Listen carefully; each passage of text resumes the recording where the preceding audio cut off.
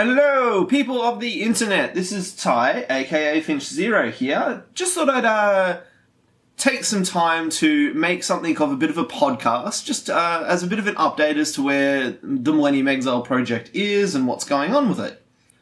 Now, it's not that I've been asked by anybody, hey, what's going on? Where's our updates? Why is the project taking so long? But I really wanted to make this video because I really feel like I owe it to the people that have been supporting me and to my fans and to every one of you.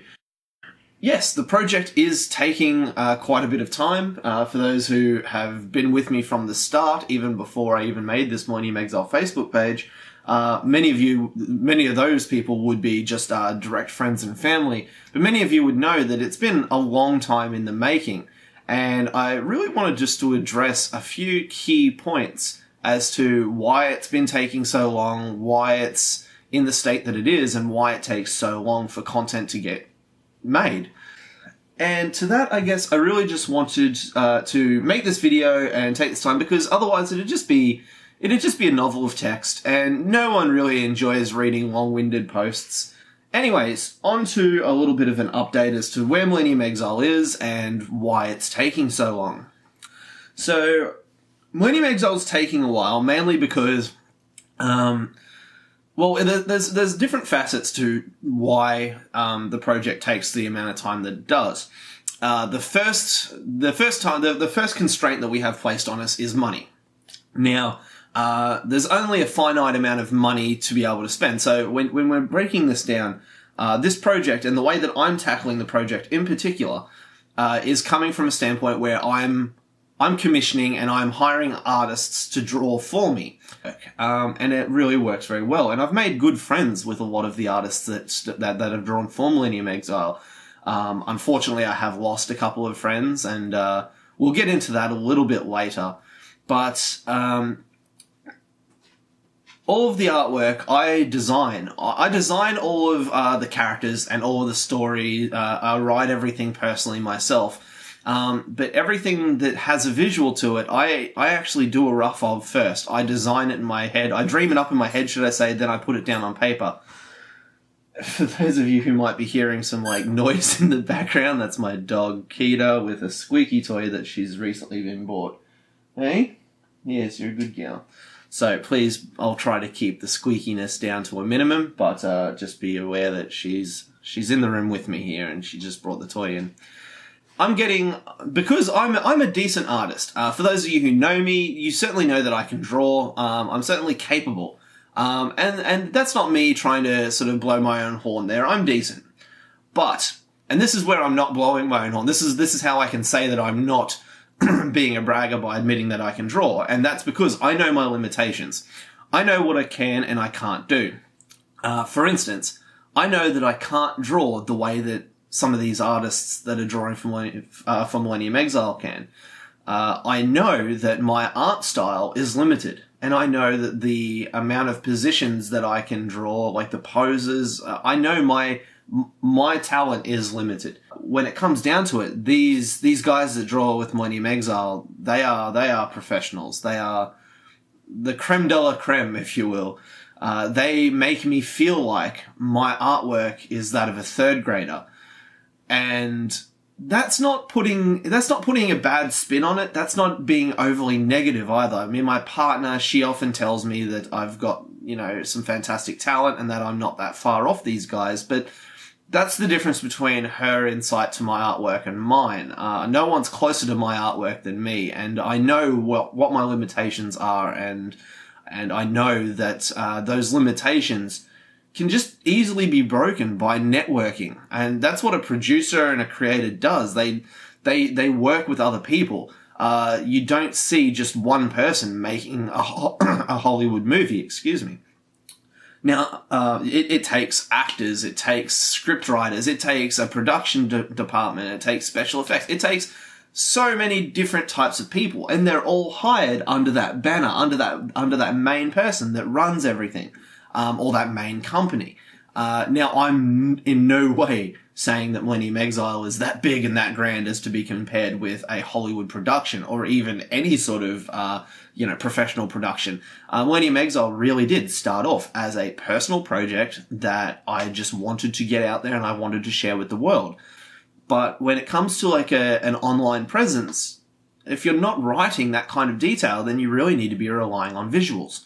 And this is what I'm getting back to, is that those visuals I'm working with and paying for these visuals to be drawn by some of who I would regard as some of the most talented artists on the internet in regards to the anime medium. And I've been extremely lucky and extremely blessed to be working with them. None more so than Harry. Harry, I'll put a link somewhere in the description on this video. At the time of making this, I'm not sure if I'll put this on YouTube or not, or if it's just going to be a Facebook exclusive, but either way, I'll do something for Harry here to link you to his account. But Harry was the very first person to ever draw for Millennium Exile, and I think I've gone over this in my previous Millennium Exile video. Harry and I are very good friends. We've actually, unfortunately, never met face-to-face, though. And so Harry's been working with me for quite a number of years now, and at this current point in time, Harry is the only artist drawing. Now, the reason for that is because I don't want to just keep on pumping out artwork from all these different artists and keep going without any sort of direction in mind. I'm very much focusing on where this artwork needs to be and like what artwork needs to get made. And I've had to do that because of, and going back to the initial point, money. These artists don't do things for free. You don't get you can get professional work for free, but what I'm saying is, you want to be paying these people for their time. And these artists definitely are deserving of that. So money is what it all comes down to. I know that you've all heard the saying, money makes the world go round. And although there's a bit of a debate about, how accurate that statement is, I'm sure we've all heard it. And there is, regardless of how you feel about that statement in its entirety, there is a very, very realistic truth to, there is a big truth to that statement. And money does make the world go round. You might not like that statement, you might not like to hear it, but it is the truth of this world. And there is definitely more to life than money, so don't get me wrong. I'm very much a person that lives with passion, and I don't always think of money first. The best way I can represent that example is the fact that I, last week, as of last Wednesday, and what is it? It's Monday today, last Wednesday, I actually resigned from my job, and that was because it wasn't making me happy. That being said, there was a money-related component in there, and that was mainly because the amount of work that I was doing just wasn't being accurately reflected in my pay. But for some reason, I thought that being unemployed would pay more. So, let's see if that was the right call. But no, I very much left because I wasn't happy, and there's no point in sticking around if you're not happy. And I'm not saying that it's easy to just cut and run or not persevere. I think it's very important to be able to understand when is a good time to stand your ground and persevere with something, and when's a good time to maybe call time of death. And for me, I've had a bit of a bad run for the last few months. I've had numerous instances of bad luck. I was nearly killed in a car accident last Christmas. My computer blew up and I required another one. And then I've just had a string of bad job offers that I've taken up and then realized how bad it was going to be after the fact that I started the job. And because I am such a passionate person, regardless of your religious belief of reincarnation or the afterlife or anything like that, life is still too short to be squandered. And my biggest fear in life is reaching the end of my run, whenever that is. I mean, I could be killed tomorrow, I could die 80 years from now. Probably not 80 years from now, given that I'm 33. Wow, could you imagine that? Yes, it's very much something that I I fear of. I don't want to reach the end of my life and have looked back. If I do die in a way that gives me time to reflect, I don't want to be able to look back and have any regrets that I stayed in a place that I hated, or that I didn't like. So I very much believe in, if it's not working for you and you honestly have taken the time to stop and reflect about whether or not this job is for you and whether it's worth it or not. If it's not for you and it's making you unhappy and it's doing more harm than good, and the only good that it is doing you is giving you a paycheck, then, look, I'm sure some people out there would criticize me for this, for making this call, but I honestly believe just get out, hit the reset button, have some faith in yourself, get out there and find another job, find something that makes you happy. Anyways, getting back to the topic at hand, I know this video might be getting a little bit on in minutes now. Hopefully I'm not boring you too much, or you're able to just go on to another tab and do something else while you're listening. But money is one of the key components as to what takes so much time, and it's money and the other artists. I can't control the other artists for how quickly it takes them to do things, and if I wanted that ability, then I'd need to pay a lot more money. So if we take Harry as an example here. Now, I'm not saying this is exactly what happens with Harry. This isn't a representation. I'm just using Harry as an example.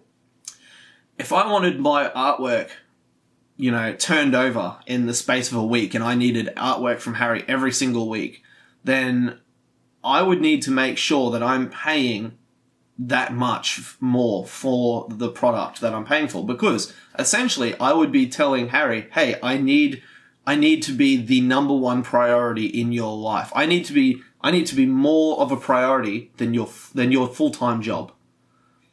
Or on par with it, because I need it turned around every single week. If he's not living a life where he can do that, if he has other commitments that are paying him for his time, then I cannot, in good faith, I cannot, even just logistically speaking, I cannot expect him to work for me and draw that level of work for less money than what everyone else is paying him for. If his full-time job is paying his wages, that needs to be his priority. Unless, of course, I've come in with a higher number and I've said, hey, I need this done every single week and I'm willing to pay this much. If it's going to, if it can shift that balance for him and he's able to make that decision, I'm sure that it would be a different scenario. It would be fine. But you still need to pay, and it's the same anywhere in the world. You pay for the turnaround. If you want a rush job done on something, there's often extra fees involved in that. So that's what we come back down to. So now, for the longest time, I've been paying for Millennium Exile out of my own pocket. However, when I did manage to network with a popular voice director in Los Angeles in America, he did give me some invaluable advice, but he did tell me some advice that was quite shocking to me, and that was, you need to stop spending your own money on this. If you take this to a studio, everybody's going to expect that you've put your own money into it, because guess what? You're the person that stands to benefit from this getting made. This is something you want. What's really going to speak volumes to a company, particularly a studio that you're wanting to get this made from, is what kind of interest is there from the public. And the best way to show that is by having seen who else has spent money on this that they didn't need to. Who else has spent money on your project that doesn't benefit from it? Now, don't get me wrong, I give back to my fans for every donation, and I've gone over that in previous posts, so I won't bore you of it all now. But yes, I very much do. I started opening up to donations from the public. I did so very cautiously because I wasn't quite sure. Like, it kind of just felt like I had my hand out and I was just asking for money. And this advice was from an Emmy award-winning voice director from LA. I mean, like, that kind of advice, you don't just throw it away. I mean, it made me feel a little uncomfortable, but at the end of the day, this is what it's all about. You have to be willing to push those boundaries and take advice from people that are more knowledgeable than you. It's the same thing with me having to give the artwork role to people that are more talented than myself. I've got the mind for this project and I've got a great idea and I've definitely written an amazing concept for it. So a lot of the really, really cool stuff, unfortunately, you guys won't be aware of it just yet. But yeah, it's, when somebody tells you to do something, you try and do it, you just get on with it. And so he told me to open up for donations. So ever since I opened for donations, I have been absolutely dumbfounded with the amount of support that I've received from not just friends and family, but from fans around the world whom I've never met. And so I've been extremely blessed to have received donations from around the world, and quite regularly as well. Oops, my dog just in the beanbag. Pardon any background noise, guys. But anyways, I've been very humbled and very blessed, and very lucky to have received the support that I have from you guys, the fans. And to be completely honest with you, I honestly do thank you from the bottom of my heart. But we're getting away from the topic at hand. I've been receiving a lot of donations, and it's been really, really good. So now that I'm using donated money and my own money, I'm very much doing my best to make sure that I'm being smart with that money, because this is your money, the money of the fans, and I'm not in the business of wasting that money just because it's there. So the project takes quite a long time because I need to make sure that I'm paying the right amount for the right work getting made, and that, okay, now my other dog's coming in upset. Hey buddy, it's alright. He saw something outside.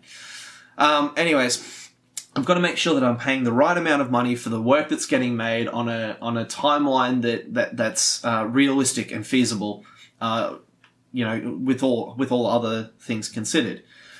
And Harry's currently putting out one piece of artwork, per month.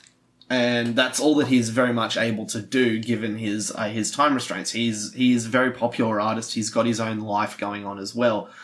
So I can't expect him to just make room for everything that I want to do just because this is my dream. Harry understands better than probably most in my life how important Millennium Exile is to me. So when he turns around and tells me that he's only able to produce something once a month, then I know that that's what he's able to do. I know that that's what he definitely strives to try and do.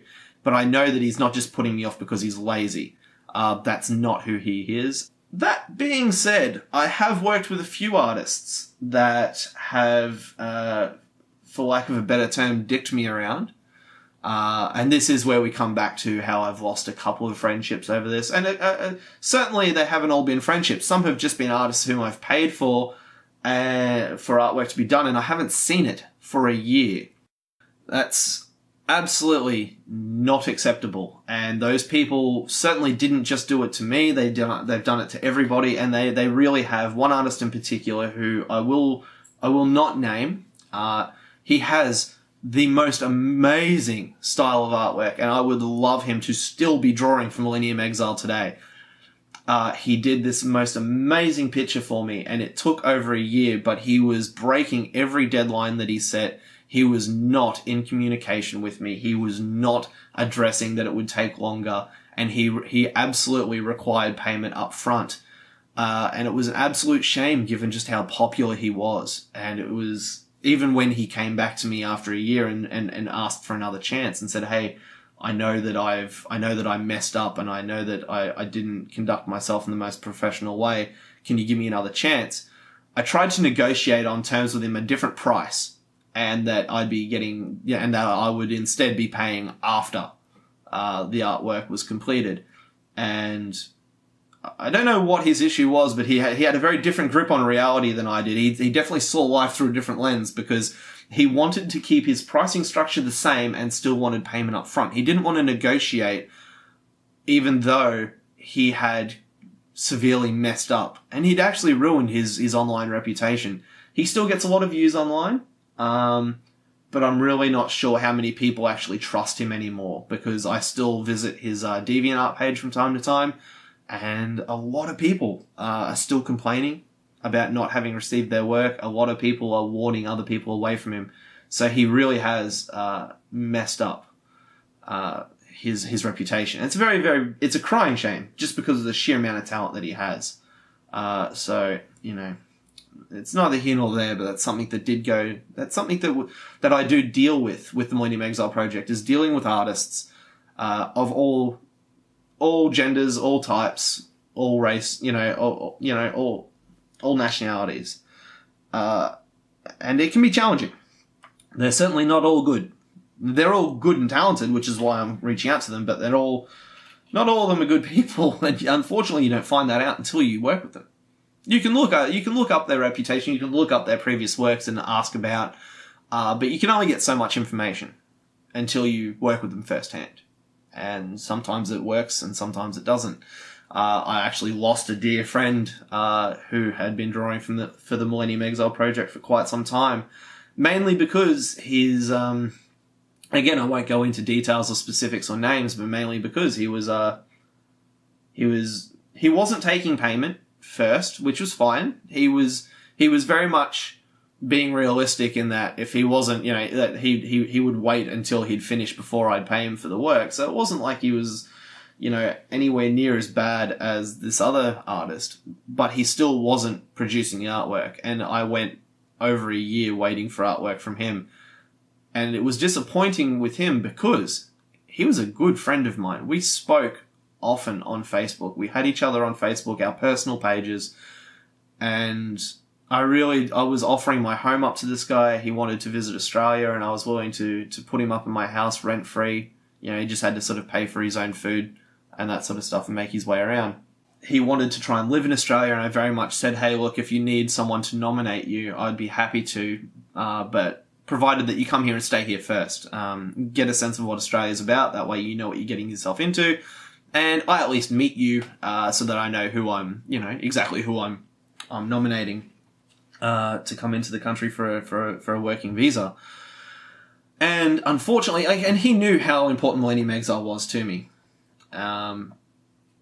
But he also knew that he was absolutely imperative to my project. He knew that at one point I just couldn't do without his artwork. And I feel like he took advantage of that. He kept on giving me excuses, kept on telling me, I'll have it done next week. And so I'd give him until that next week. And then next week would come and I still wouldn't have anything. And rather than just chase that, I'd give him another week. And then I'd say to him, okay, hey man, what's going on? How's it all going? Oh yeah. And then all of a sudden something else bad has happened. And it was very much grinding my gears.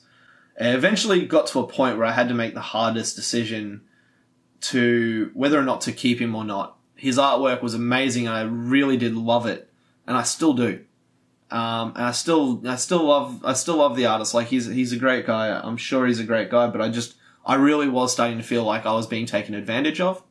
I was paying a reasonable rate for his work. I wasn't expecting it in an unreasonable time frame. It's not like I was paying him and saying, hey, I need this done next week. I was very open to his schedule. But at the same time, it's the same with if you're providing any sort of professional service in the world. If you're charging something for a service and you give a time frame, then you keep to that time frame. And if you can't, you let the person know as soon as you can, and you certainly don't make it a habit of breaking those deadlines. If you continue to break those deadlines, then it does show that there's something going on with either yourself as a person or a business that's not working, something that's broken. Because you can't keep charging people for a service and then not providing it. You can't just go off the grid, and this guy would definitely go off the grid. He was having more holidays than I think I've ever had hot dinners. And he'd be always complaining about living in a third world country and not having the money for things. And I'd always see these holiday snapshots of him, and he just wouldn't communicate. And considering we knew each other on such a friendly level and on such a personal level with our pages, there was no real excuse for him to not be in communication. And so I had to make that hard decision. Okay, look, I still very much believe that my project would benefit from him being a part of it. But unfortunately, I was really feeling like I was being taken advantage of. So, yeah, I ended up having a bit of a go at him, to be honest. Actually, very much. I honestly believe that I had been more than patient with him. And my friends in my life who knew firsthand what was going on with this guy, they were all shouting at me, just get rid of this guy as an artist, man. He's not a friend if he's treating you this way, and he's not a professional artist if he's acting this way. And they were screaming at me for the better part of a year and a half regarding his actions.